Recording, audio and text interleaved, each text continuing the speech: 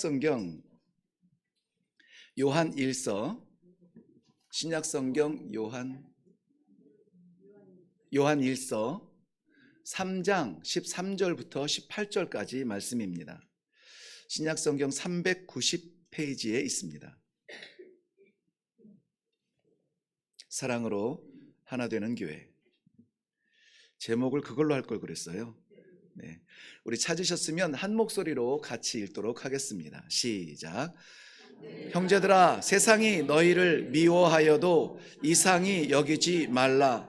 우리는 형제를 사랑함으로 사망에서 옮겨 생명으로 들어간 줄을 알거니와 사랑하지 아니하는 자는 사망에 머물러 있느니라. 그 형제를 미워하는 자마다 살인하는 자니 살인하는 자마다 영생이 그 속에 거하지 아니하는 것을 너희가 아는 바라. 그가 우리를 위하여 목숨을 버리셨으니 우리가 이로써 사랑을 알고 우리도 형제들을 위하여 목숨을 버리는 것이 마땅하니라.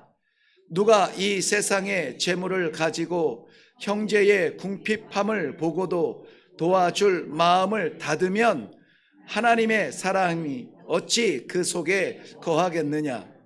자녀들아, 우리가 말과 혀로만 사랑하지 말고 행함과 진실함으로 하자. 아멘. 아멘. 네, 오늘 요한일서를 기록하게 하나님께서 허락하신 분은 사도 요한입니다. 이 요한 사도는 우리가 익히 알고 있는 별명이 하나 있죠. 요한 사도 하면은 떠오르는 것은 사랑의 사도입니다. 사랑의 사도. 왜냐하면은 그가 기록한 요한복음, 요한 1, 2, 3서 또 심지어는 요한계시록까지 그 모든 기록된 말씀 속에는 하나님의 사랑이 가득 담겨져 있습니다. 잘 아시는 요한복음 3장 16, 요한복음의 중심이죠. 엑기스인 요한복음 3장 16절 말씀에는 하나님이 세상을 이처럼 사랑하사, 얼만큼 사랑해요? 독생자를 주셨으니 하는 만큼 사랑을 담고 있습니다. 요한 1, 2, 3서는 뭐 말할 것도 없습니다. 형제 사랑을 그저 사랑자 빼면은 요한 1, 2, 3서는 마치 남겨놓은 것이 없을 만큼 사랑을 이야기해요. 심지어는 요한계시록마저 마찬가지죠. 요한계시록이 사실은 많은 대부분의 이단들이 약간 이 경고성 겁주고 너 말세가 되면 이렇게 될 텐데 어디 있을 거야, 뭐 할 거야 막 이러면서 우리한테 와 이러면서 유혹하는 도구로 많이 쓰지만 요한계시록만큼 하나님의 사랑이 결정적으로 선포되는 것은 없어요. 왜 종말이 옵니까? 왜 예수님의 재림이 옵니까? 하나님께서 그 사랑하시는 백성을 어디로? 천국으로, 하나님의 나라로 이제는 헷갈리지 않고 혼란스럽지 않고 더 이상 눈물과 고통이 없는 곳으로 우리를 인도하여 주시기 위한 마지막 관문이 활짝 열리는 때가 언제입니까? 종말의 때예요. 근데 죄인은, 범죄자는 심판, 재판정을 두렵고 피하려고 하고 머리를 많이 쓰지만은, 그런데 죄 없는 자들은 빨리 재판이 열렸으면 좋겠다, 빨리 심판대 앞에 섰으면 좋겠다. 왜요? 무죄 선고를 받아야 되니까요. 우리의 모든 부끄러움과 모든 죄를 우리 주님께서 다 덮어주시고 십자가 보혈로 씻어주시고 우리의 나약함이 우리를 괴롭히지만은 그럼에도 불구하고 하나님을 아버지라고 부를 수 있는 것은 우리의 무엇이 아니라 예수 그리스도의 십자가의 보혈의 능력으로 말미암아 우리는 그날 그 자리에서 하나님 앞에 찬양 영광으로 설 것입니다. 이것이 우리의 믿음이에요. 그러므로 종말은 피할 시기가 아니에요. 두려워서 떨 시기가 아니라 아멘 주 예수여 오시옵소서. 계시록의 결론이잖아요. 계시록을 마치면서 성도들이 할 수 있는 말이 뭡니까? 아멘 주 예수여. 잠시 뒤에 아니고 어서 오시옵소서. 어서 오시옵소서. 이 오시옵소서라고 하는 간절한 마음으로 기다리는 심정이에요. 그러므로 우리 성도들은 이 종말을 어떻게 합니까? 기다리는 믿음이 있어야 돼요. 예수님의 재림을 사모해야만 됩니다. 그 일부 예배 때 제가 잠시 나눴는데요, 제가 아주 존경하는 목사님은 그 표현이 정말 어떻게 저렇게 표현할 수 있지? 막 그 뭐 신학교 때도 뭐 부목사 때까지도 정말 그 말씀을 들으면은요, 그야말로 막 그 문장을 그대로 따다가 시로 만들어도 될 만큼 아주 표현이 정말 타의 추종을 불허하는 그러한 분이세요. 아름다운 표현, 우리의 마음을 정말 쏙쏙 이렇게 이해할 수 있는 그러한 표현을 잘하시는 분인데요. 죽음의 순간만큼은 굉장히 엄격하게 표현했습니다. 제가 그대로 표현하지는 못하지만 그 의미를 한번 옮겨 볼게요. 예수 믿지 아니하고 천국에 대한 소망이 없는 사람은 평생 어떻게 사는지 삶의 상관이 없이 마지막 죽음의 순간에 새까맣게 변한대요. 새까맣게 변한대요. 두려워 떨면서 야야야야야야야 저것 좀 막아줘라 막 발발발발 떤대요. 죽기 싫어가지고 어떻게 하냐면은 그분의 표현입니다. 벽을 벅벅 긁으면서 손톱이 빠질 만큼 벅벅 긁게 괴로운 죽음을 맞이한대요. 왜요? 하늘 소망이 없으니까. 하늘 소망이 없고 영원한 생명에 대한 믿음이 없으니까. 평생 동안 살아왔던 그 마지막 길에서 두 팔 벌려 어서 와라 사랑하는 내 아들아, 사랑하는 내 딸아, 나를 반기시는 주님의 품이 보이지 않으니까 두려워서 떨며 그렇게 마지막 죽음을 맞이한다고 하시더라고요. 정말 감사한 것은 우리들은 죽음이 두렵지 않습니다. 죽음을 피하고 싶지도 않아요. 안 죽으려고 발버둥 치면서 죽기 싫어 막 이 벽을 벅벅 긁는 그러한 모습으로 죽지 않을 우리는 믿음이 있습니다. 왜 그렇습니까? 우리는 두렵고 우리는 염려가 되고 우리는 안타깝지만은 우리의 모든 것을 덮어주시는 주의 보혈, 십자가 보혈 내가 믿습니다. 그 믿음 의지하여서 나아갑니다 하는 믿음이 있기 때문에 그래요. 사랑하는 성도 여러분, 그러므로 오늘 이 말씀을 받는 우리들에게 하나님께서 계획하시고 주시는 그 말씀을 받을 수 있기를 바랍니다. 귀로 듣지 마시고 머리에 지식에 채우지 마시고 하나님께서 오늘 내게 주시는 이 말씀은 하나님이 예비하신 말씀이라고 저는 확실하게 믿습니다. 왜냐하면 이미 성가대를 통하여 우리가 고백했어요. 하나님 앞에 찬양했습니다. 이런 교회가 되게 하옵소서, 이런 성도가 되게 하여 주옵소서. 하나님 앞에 선포했기 때문에 이런 교회를 만들어 주실 줄로 믿습니다.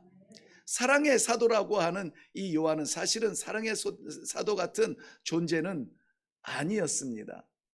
그는 욕심이 많았고요, 앞장서기를 좋아했고요, 앞자리 차기 좋아했습니다.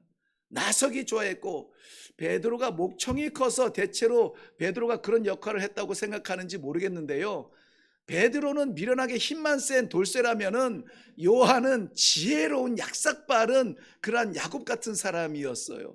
왜냐하면은 베드로는 주님 죽는 자리까지 내가 주와 함께 가겠습니다 막 이 말을 막 이렇게 하는데, 정말 그 말을 하는 순간에도 예수님의 품에 안겨 있는 사람은 요한이었어요. 요한이었습니다. 그래서 부활하신 예수님을 갈릴리 바다 곁에서 아침 식사를 하면서 조반자리에서 모였는데 주님을 사랑합니다 막 이렇게 이야기하는데, 정작 그 예수님의 옆에서 예수님의 제자들은 뭐라고 불렀냐면요, 베드로가 대표적으로 이렇게 표현했죠.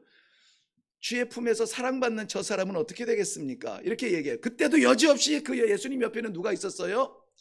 요한이 있었어요. 요한이 예수님 옆에서 우리 아이들 말대로 이렇게 알랑방구 막 이렇게 알랑알랑 대면서 주님 막 이러면서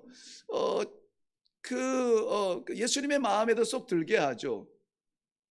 그 바다에서 아무도 형체를 알아보지 못하는 그 순간에도 제일 처음 주님이시다라고 말하는 사람이 바로 요한이었거든요. 그러니까는 이 제자들한테는 사도 요한은 사실은 좀 이렇게 얄미운 사람, 네, 예수님도 그 분위기에 미련한 분이 아니잖아요. 그래서 마가복음 3장 17절 말씀에 보면은 이 요한 그 형제 야고보 있죠, 세베대 두 아들인데 이 아들들에게 예수님이 그 당시에 분위기를 보아서 별명을 붙여준 게 있어요. 예수님이 붙여준 별명은 보아너게, 그 뜻은 우레의 아들이라. 네, 우레의 아들이라. 우레가 뭔지 아시죠? 천둥 불빛이 번쩍하며 우르르르하는 그러한 아들이라는 거예요. 그러한 별명을 붙여주실 만한 이유가 있겠죠. 너무 앞장서는 것 좋아하고 나타내는 것 좋아하고, 심지어는 그 어머니가 와서 예수님에게 그러죠. 당신의 나라가 나타날 때에, 하나님의 천국 왕국이 현장이 될 때에, 하나는 이 두 아들 가운데 하나는 주님의 우편에, 하나는 주님의 좌편에 앉혀 주실 거죠? 뭐 이렇게 이야기하는 그 가족 가풍인가요? 그런 게 있는 것 같아요. 가풍이 있습니다. 예수님께서 예루살렘으로 가는데 굳이 예수님은 피하지 아니하고 사마리아 성으로 가시죠. 그런데 사마리아 성이 웰컴하지 않고 예수님을 유대인이라고 배척하는 그러한 상황이 맞닥뜨려졌습니다.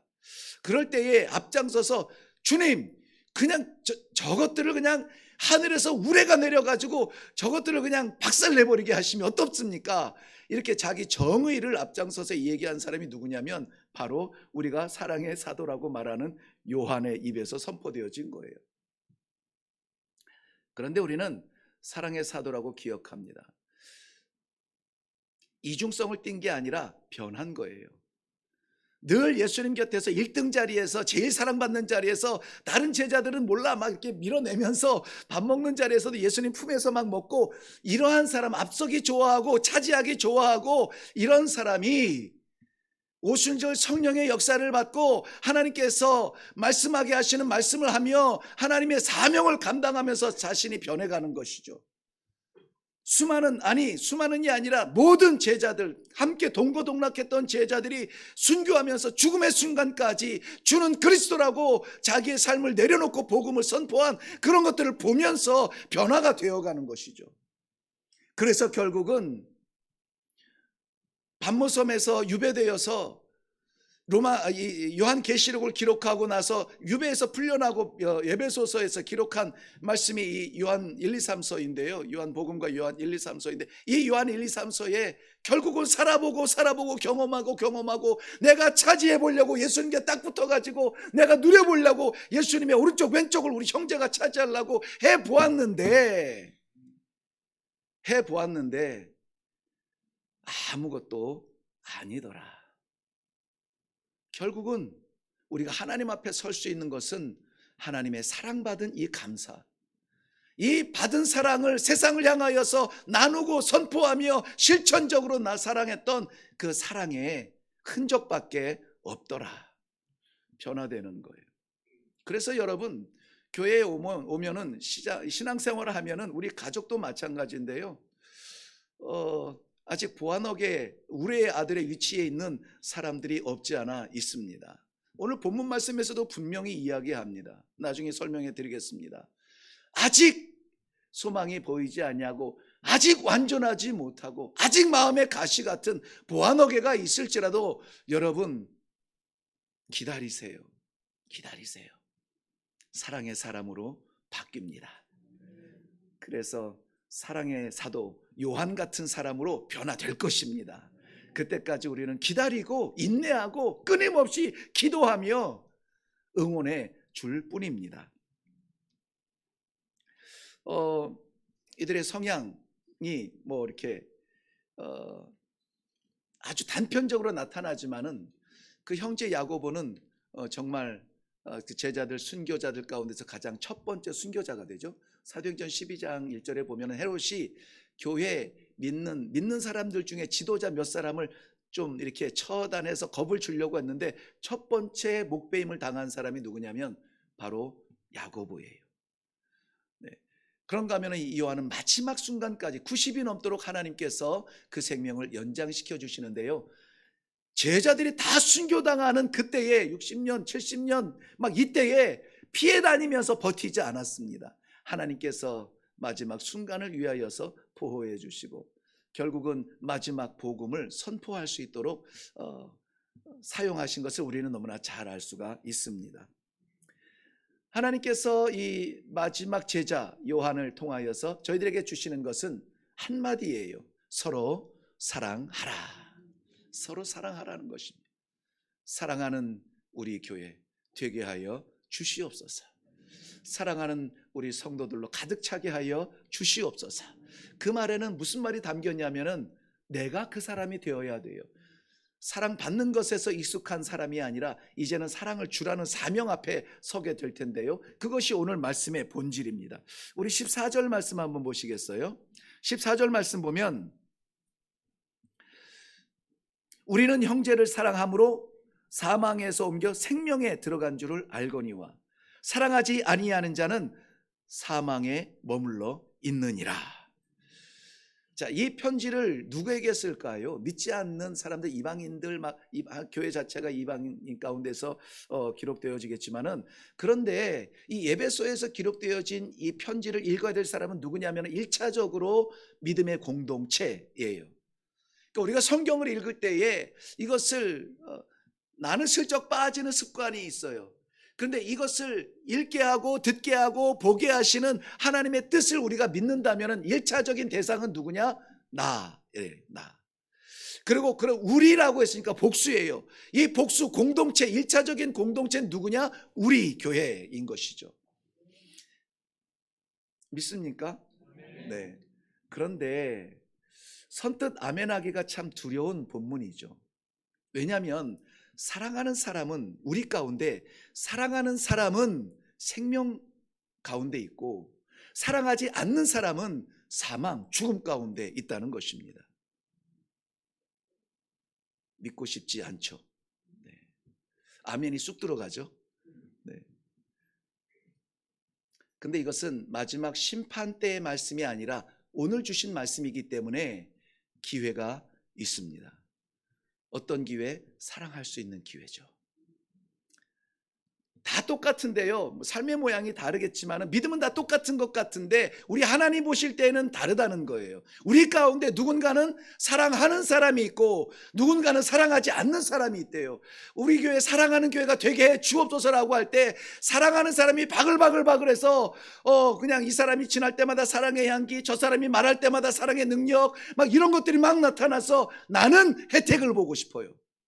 무슨 혜택? 사랑의 혜택을. 나는 누리고 싶어요. 그 사랑의 현장에서. 나는 사랑하는 사람이 아니라 사랑받는 사람이 되기를 원해요. 성경은 분명히 말합니다. 사랑하는 사람이 생명에 있고 사랑하지 않는 사람이 죽음 가운데 있다는 것이죠. 이것이 공동체 안을 향한 말씀이라면 우리는 긴장해서 이 말을 들어야 돼요. 그러므로 우리 교회가 사랑하는 교회가 되게 해 주옵소서. 이거는 어떤 우리 교회가 교회되는 조건이 아니라 우리 교회가 교회라고 하는 증표예요. 내가 성도라고 하는 증표를 어떻게 나타납니까? 세례받았다고, 직분받았다고, 목사라고, 그것이 아니라 성경이 말하는 내 안에 하나님이 살아계시고 살아계신 하나님께서 내게 주신 영생이 있고 나는 그 영생을 살아가는 사람입니다 라고 이렇게 마패를 내놓듯 내놓아야 되는 증표가 있는데 이것이 무엇이냐? 사랑이라는 거예요. 세월이 아니라고, 직분이 아니라고, 규모가 아니라고, 사랑이라고요. 그 사랑의 방법, 수준이 어떤 정도의 수준이어야 하냐면 16절 말씀에 보면은 16절 말씀, 그가 우리를 위하여 목숨을 뭐 하셨다고요? 버리셨으니 우리가 이로써 사랑을 알고 우리도 형제를 위하여 목숨을 버리는 것이 마땅하니라. 버린다는 말이 똑같이 쓰였어요. 똑같이. 하나 버리면 누가 뭘 버렸죠? 그리스도께서 십자가에서 자기 목숨을 버리셔서 우리가 살았어요. 그런데 또 다른 버림이 똑같이 나와. 동일한 문장에서 나와요. 이 동일한 문장의 무게는 똑같아요. 그러므로 우리도 형제를 위하여 목숨을 버리는 것이 마땅하다는 거예요. 마땅하다. 이것은 이 무게가 똑같다는 것은 어느 정도의 무게를 말하냐면은 예수님께서 말씀하신 것이 있죠. 아버지께서 나를 보내신 것 같이 나도 너희를 보내노라. 보낸다가 똑같이 등장하죠. 그런데 이 보낸다가 이꼴 관계라고 말씀을 드렸어요. 하나님께서 그 독생하신 아들을 보내신 성육신의 놀라운 역사만 우리는 이 자랑하고 그것만 기대하고 의지하는 것이 아니라 우리 주님도 우리를 똑같이 성육신적 존재로 살으라고 세상을 향하여서 보내셨다는 거예요. 그런데 우리는 예수님처럼 살지 않아요. 그러면 이꼴 관계가 형성이 안 되는 거죠. 이 형성이 안 되는 무게를 자꾸 우리도 성육신적 삶을 예수님처럼 자꾸 끌어올림으로 말미암아 이 꼴 관계가 될 때에 하나님의 계획은 완성이 되는 것이죠. 우리 주님께서 십자가에서 목숨을 버리셔서 내가 살았다면 나의 목숨을 버려서 형제를 살려야 된다는 이러한 사랑의 무게를 말씀하고 있습니다. 전도 대회 기간을 보내고 있습니다. 4월부터 5월까지. 그래서 4월은 어떻게 하느냐? 우리는 아무것도 안 할 겁니다. 아무것도 안 하고 아무 계획도 없습니다. 그저 전도대회입니다. 하나님 어떻게 할까요? 어떻게 할까요? 그저 기도하면은 하나님께서 분명히 응답해 주실 거라. 네, 이렇게 믿습니다. 내가 계획하고 내 사랑하는 식구, 내 사랑하는 친구 다 귀하죠. 그런데 그것마저도 내려놓자. 네. 제가 새벽마다 기도하는데 저는 홀믿음 되는 그러한 그 씨름을 하나님 짱믿음으로 완성시켜 주셔서 아름다운 믿음의 가정 되게 해주세요. 빼놓지 않고 하는 새벽 기도의 단골 메뉴인데요. 그것도 내려놓아요. 내려놓습니다. 때가 아니면 우리가 고집한다고 될 일은 아니죠. 대신 올해는 하나님께서 구원하시고 싶은 그러한 영혼을 붙여주세요 라고 마음 텅 비워놓고 기도하자고 지금 기도의 기간을 갖고 있습니다. 그래서 다음 주에는 이따 광고에도 말씀드리겠지만은 그저 빈 마음으로 하나님 앞에 기도할 때 우리들에게 붙여주시는 사람들이 있을 거예요. 저에게도 뜬금없이 붙여주는 분들이 계시더라고요. 정말요? 정말 이분을 이렇게 생각할 만큼 전혀 상관이 없는데 막 이렇게 붙여주시는 분이 계세요. 그래서 그것을 위해서 이제 기도하고 있죠. 다음 주에는 우리가 그 전도 대상자를 위한 그 쪽지를 받게 되는데요. 두부 작성해서 하나는 본인이 마지막 한 주간은 저희가 새벽 예배로 특별히 기도할 겁니다. 모든 성도들이 다 사명감으로 기도해야 돼요. 그리고 한 분은 교회 제출해서 저희 교역자들이 힘써서 기도하게 될 것입니다. 그리고 5월 달에 우리는 드디어 참고 참았던 시도를 폭발함으로 말미암아 열매를 보기로 지금 기대하고 있습니다. 그런데 이 전도대회를 왜 하느냐 하는 것이죠. 왜 하느냐? 좀 자리가 좀 차고 숫자가 좀 늘었으면 좋겠다. 그래서 좀 전도해 볼까가 아니라 먼저 되어져야 되는 것이 사랑의 마음이라는 거예요. 사랑의 마음.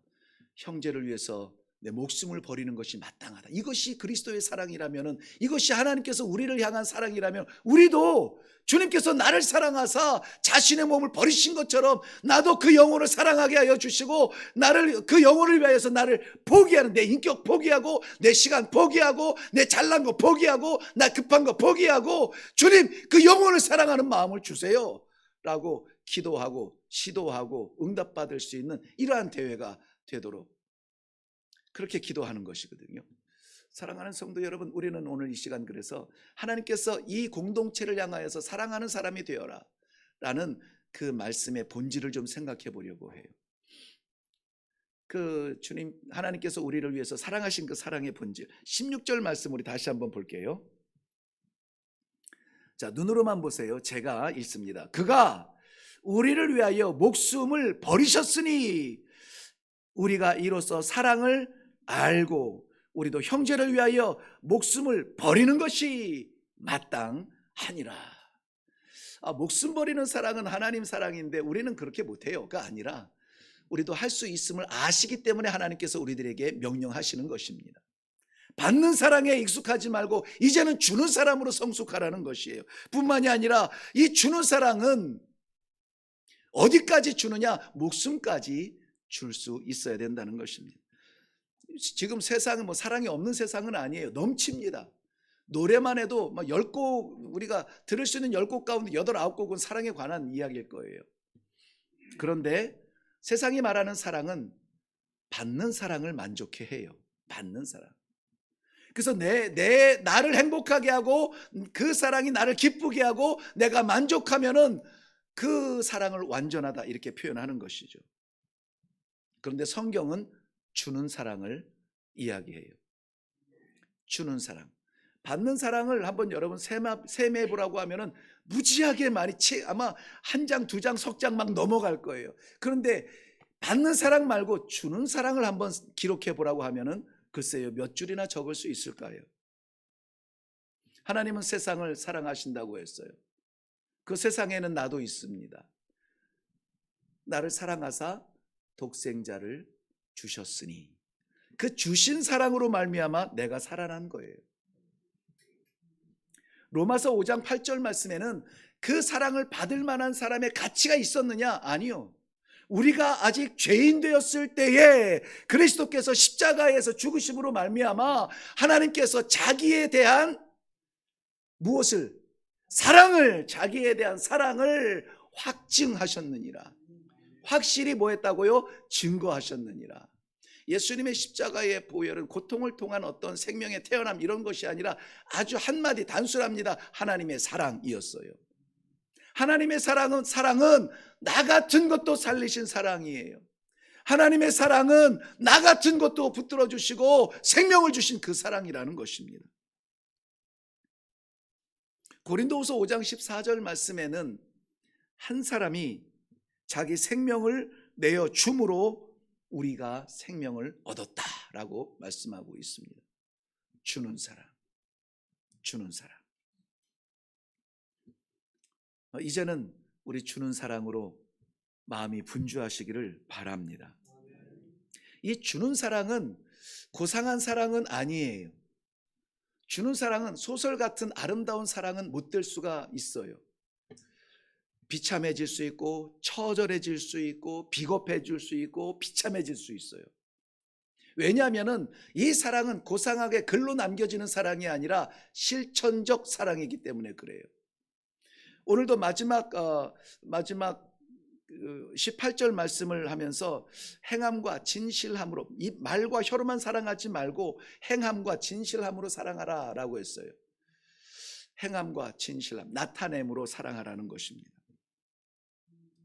사랑하는 성도 여러분, 우리가 오늘 이 말씀을 받는 것은 오늘도 좋은 말씀 받았어라고 간직할 말씀이 아니라 이 말씀을 받은 우리에게 하나님께서 기대하시는 그러한 사명적 말씀인 것입니다.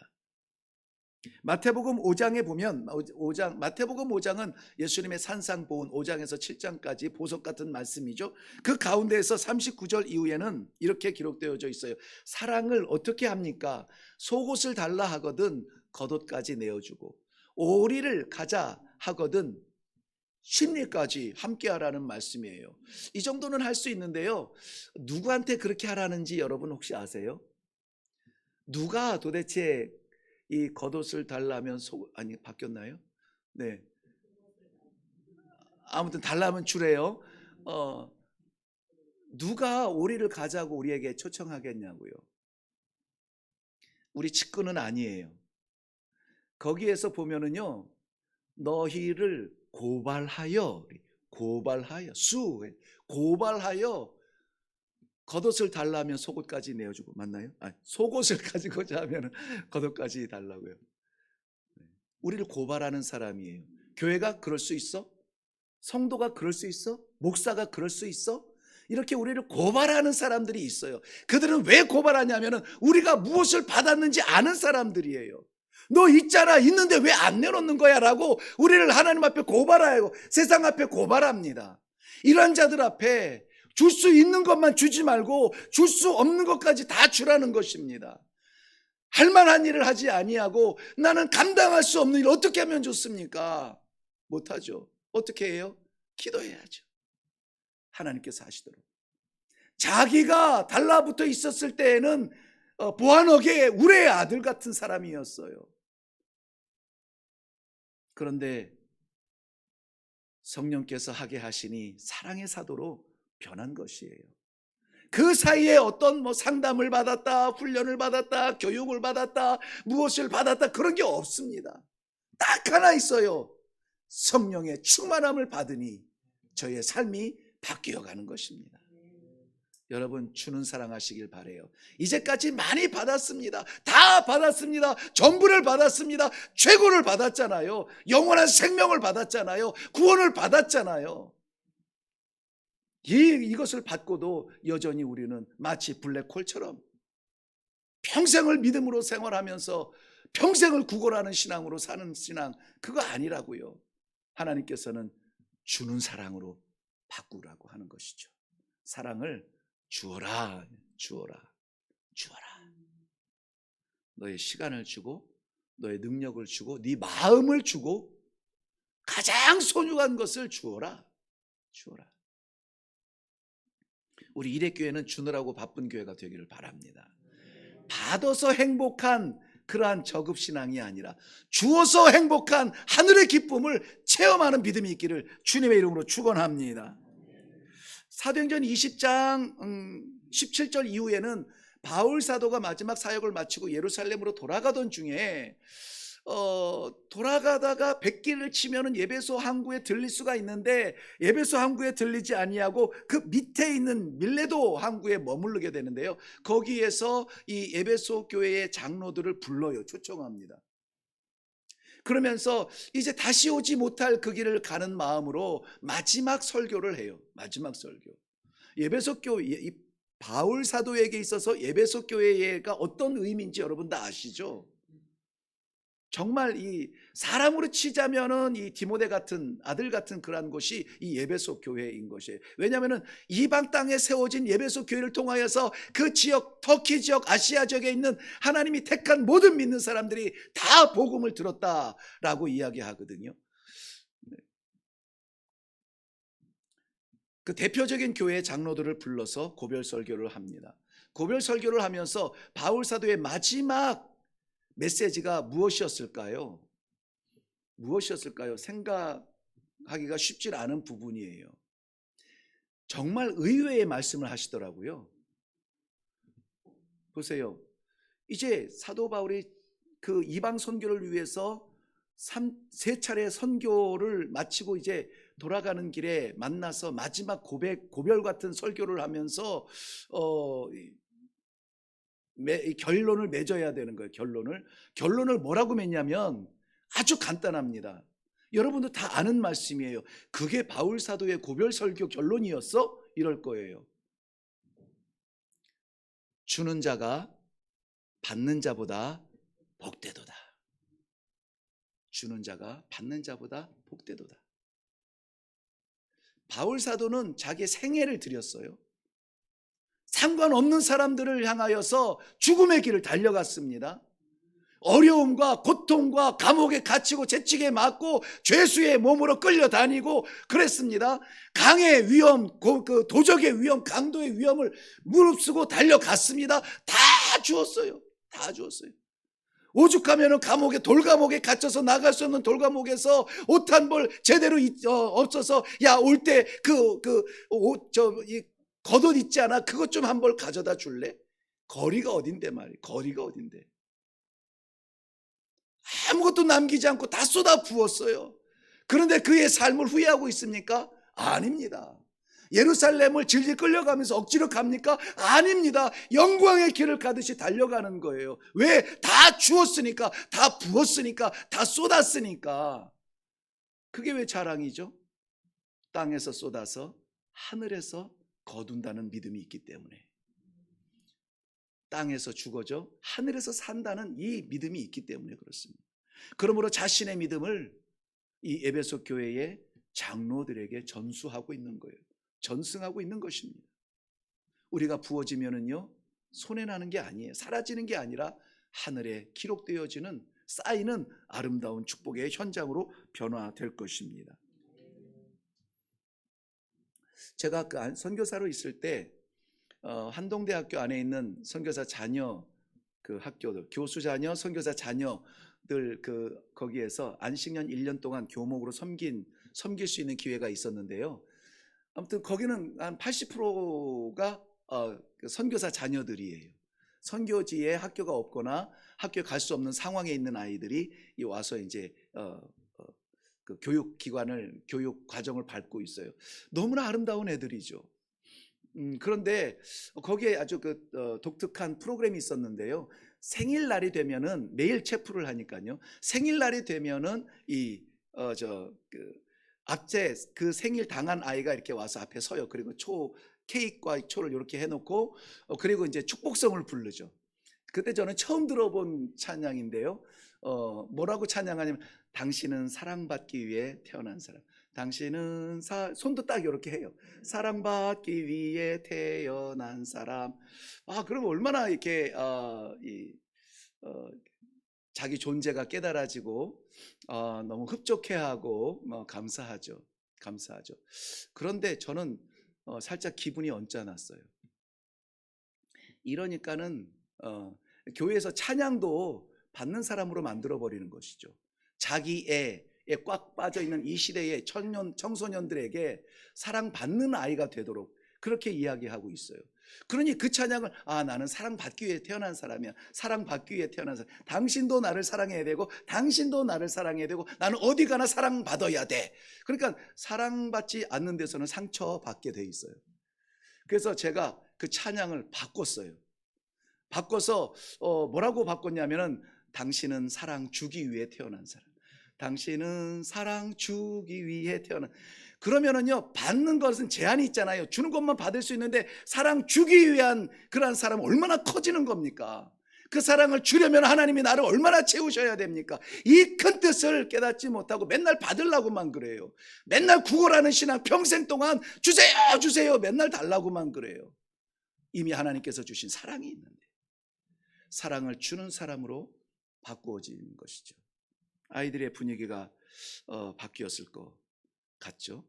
네. 우리 그때 학생이었는데 어땠나요? 기억이 나나요? 자기의 목숨을 버리셨다.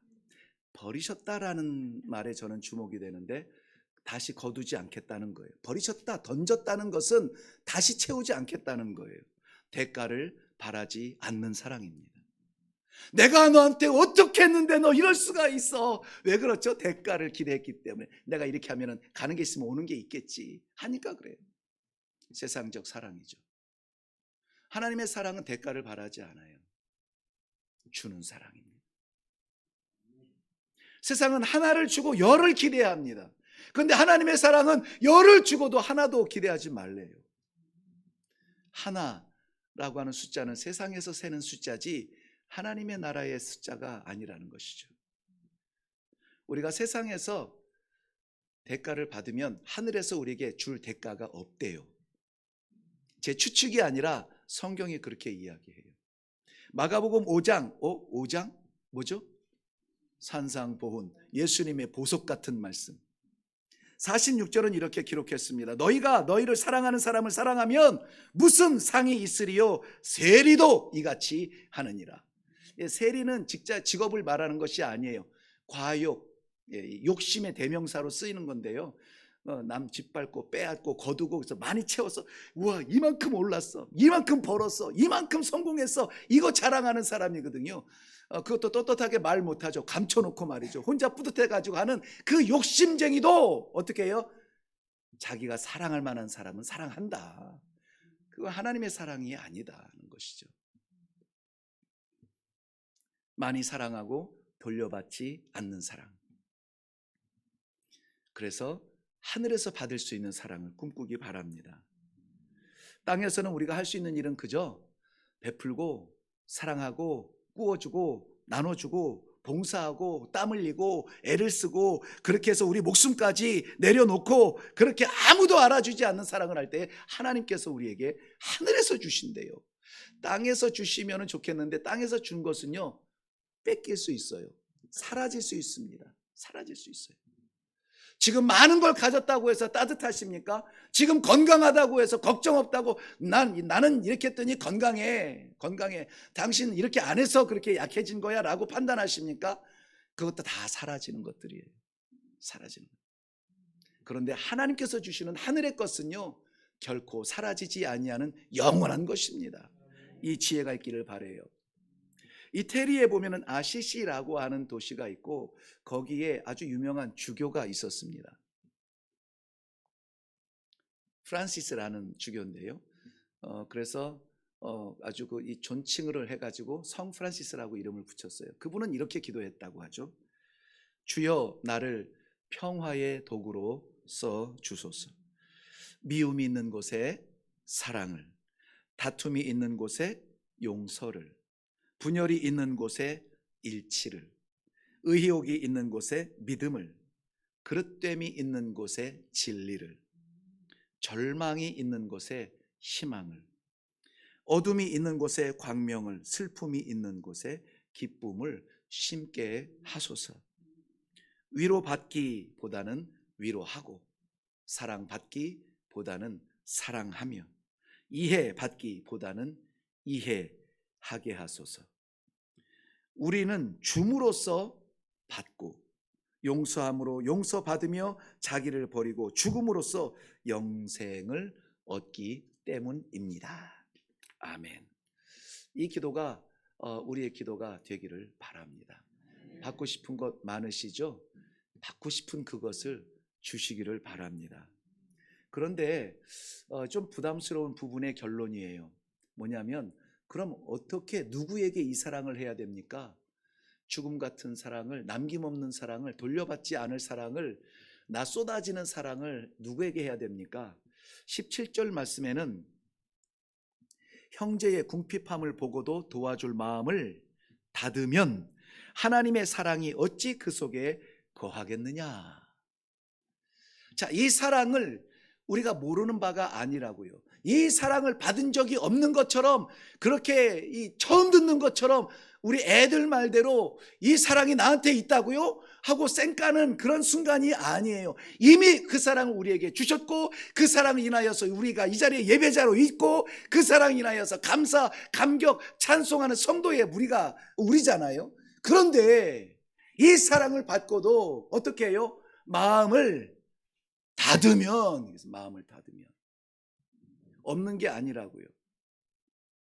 우리가 이러한 사랑, 실천적 사랑, 나누는 사랑, 꾸어주는 사랑, 돌려받지 않으려고 하는 그러한 일방적 사랑, 이타적 사랑, 이런 일방적 사랑을 할 수 없음이 우리 안에 없음이 아니라는 것이죠.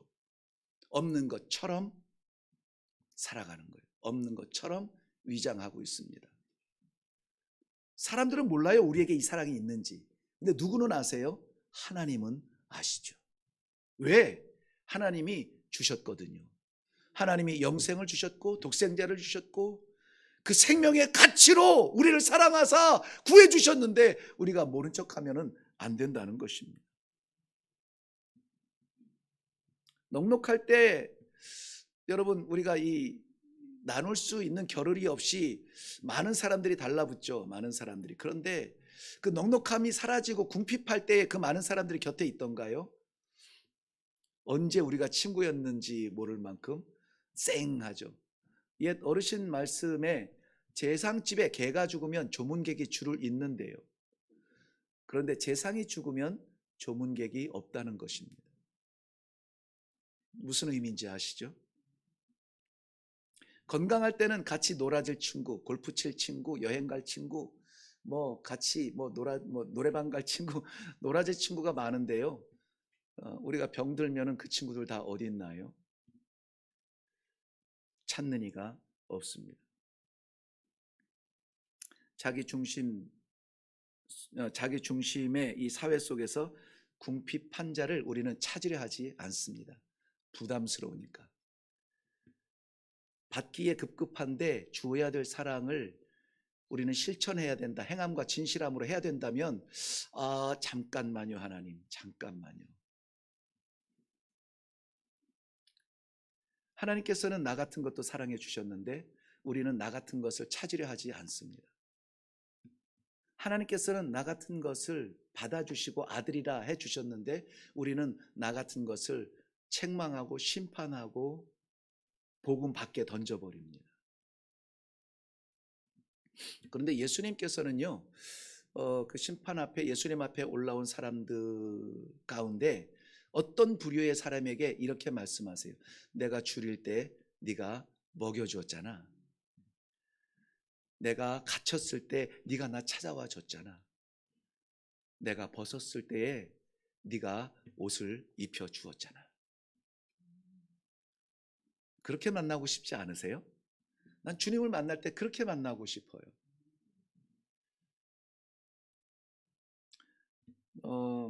일부 예배 때 그냥 불쑥 나온 간증처럼 한 이야기인데 2부 예배 때는 할 필요가 없는데, 왜냐하면 시간도 많이 2부 예배는 가고 해서. 사실은 어제 한 선교사님으로부터 전화를 받았습니다.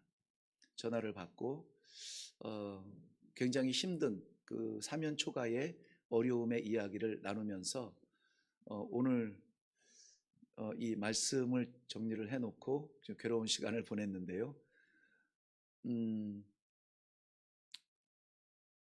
우리가 할 수 있는 일에 이렇게 재단을 딱 해놓고 영역을 그어놓고 요 안에서 우리는 최선을 다한다고 생각했는데, 그것은 최선이 아니었더라고요. 우리의 최선은 우리가 할 수 없는 곳까지 나아갈 때 최선인 거예요. 우리의 최선은 결국은 뭡니까? 하나님이기 때문에 그래요. 우리의 마지막은 하나님이고 우리의 결론은 하나님이고 우리의 최선은 하나님인데, 우리는 할 수 있는 것만 생각을 해요. 그래서 요번에는 도와줄 수 있겠다, 요번에는 도와줄 수 없겠다, 우리도 힘드니까 할 수 없겠다, 우리도 지금 어려우니까는 못하겠다, 이렇게 선을 딱 그어놓고 그 안에서 지금 재밌게 놀고 있는 거죠. 너무 안타까운 마음에 찝찝해가지고요, 40분 정도 통화를 하고도 저녁 시간이 어떻게 흘러갔는지 껄껄한 마음이 좀 있었습니다. 세상은 하나님을 못 봐요. 아시죠? 세상은 우리를 통해서 하나님을 봐요. 세상은 천국을 몰라요. 우리의 예배의 모습을 보면서 천국을 만나요.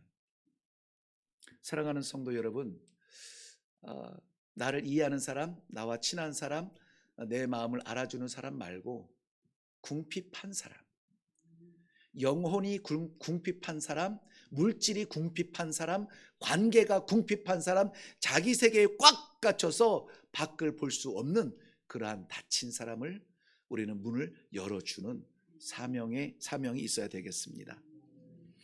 말씀을 맺겠습니다.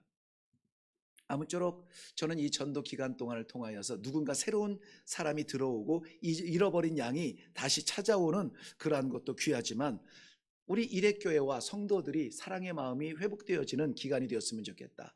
영혼을 사랑하는 마음, 그리고 다시 뜨거워지고, 우리 장로님 기도하셨지만 성령으로 뜨거워지고, 네, 장로님은 목사님이 성령으로 뜨거워지라고 했는데 저도 뜨거워질게요. 우리 성도들도 뜨거워지고 다시 사랑이 회복되어지고, 세상을 이기적으로 사랑하지 말고 사랑할 것을 사랑하는 사랑이 아니라 사랑할 수 없는 것을 사랑할 수 있는 그 마음으로 이타적 사랑을 회복하고, 받는 사랑 자랑하지 않고 주는 사랑 감격할 수 있는 그런 사랑으로 이 땅에서 마음껏 쏟아지고 부어지고 나누어져서 하늘에서 영원히 거둘 수 있는 그러한 사랑, 약한 자, 병든 자, 어렵고 힘든 자 사랑하며 그들을 위해서 기도할 수 있는 사랑의 현장이 되시기를 주님의 이름으로 축원합니다. 기도하겠습니다. 참으로 좋은 시 같은 말씀인데 두려운 사명적 부르심 앞에 서 있습니다. 하나님 아버지, 나를 사랑하사 나를 살리신 것처럼 사랑할 수 없는 가치 밖에 있는 영혼을 사랑하게 하시고, 하나님 나를 통하여 구원하시고 싶은 백성을 붙여주시어서 저들을 위해 기도하게 하시고 저들을 위해 시도하게 하시고 저들에게 영원한 생명을 나눌 수 있는 모든 것을 다 쏟아 부을 수 있는 이 전도의 기간, 하나님의 거룩한 백성들 되게 하여 주시옵소서. 감사드립니다. 예수님의 이름으로 기도하옵나이다. 아멘.